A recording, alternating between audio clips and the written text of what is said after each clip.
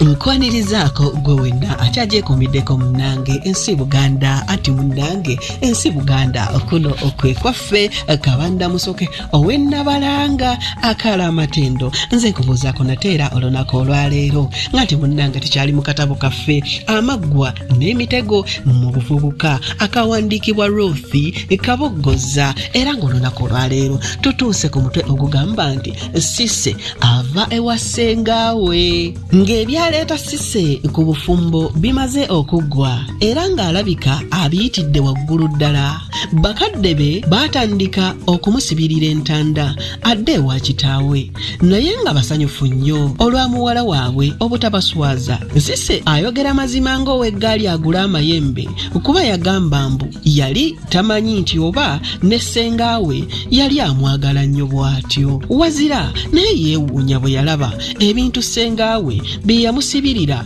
nga bikkirako obugulu bw'eggongolo. Tezigattwa yasiikira muwala we entungo n'ebinyeebwa nadda ne mukati ne yeewogoma.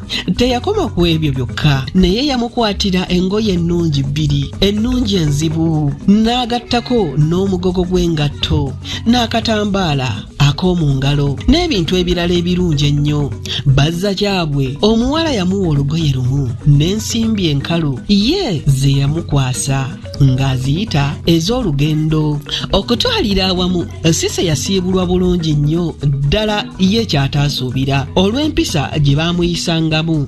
Bakizibwe bwe bonna baamutonera obulabo obulaga nti baali bamwagala nnyo era bamusaaliddwa nnyo okugenda kwe. Cissy ng'agenda ng'enkya wamma ggwe kwolwo teyakwata ku kalimu konna wazira yali mu kusiba bibye nga nti olugendo lumusala bulala. Mukazi wattu yasula akukunadde nga nti alaba n'obudde tebukya yazuukuka mu bunyonyi n'atandika okwekejja obudde okugenda okusaasaana nga ne caayi amuyiisizza. Enjuba okugenda okulingiza nga Cissy n'abaamuwerekera bataka mu lugendo wadde yayisibwa bubi ebiseera ebyasinga ng'ali ewa ssenga we n'akola ng'omuddu so nga mu kulya tajjukirwa n'avumwa wamma n'okukubwa. Bwe yali avaayo byonna yabyerabira olw'ebirungi bye baamukolera bw'atyo n'avaayo ng'asanyuse. Cissy ng'atuuse ewaabwe yayanirizibwa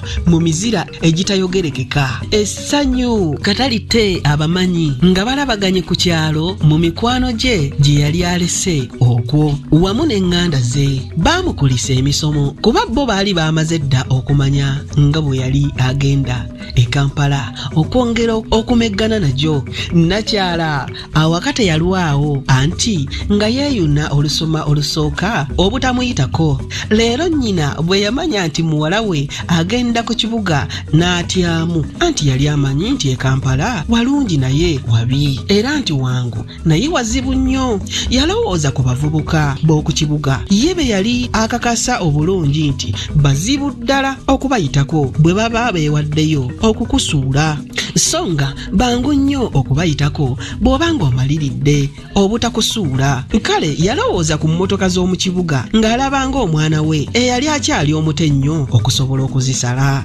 Leero bambi n'abeeraawo ng'emmeeme emutawuka butawusi olw'omwana we. Yalwadda ki n'ayita Cissy ne bagenda naye eyo mu lusuku n'amubuulira ku bimu by'anaasanga mu kibuga nti era singa aba abisanze engeri gy'ayinza okubiyitamu. Mu kusiibula muwala we Ssewambwa yagamba bw'ati owange muwala genda e Kampala ewa mukulu wo gy'onoovanga ng'ogenda okusoma kyokka ng'otuuse eyo ku kibuga jjukira nti ekyakutwala kusoma so si birala.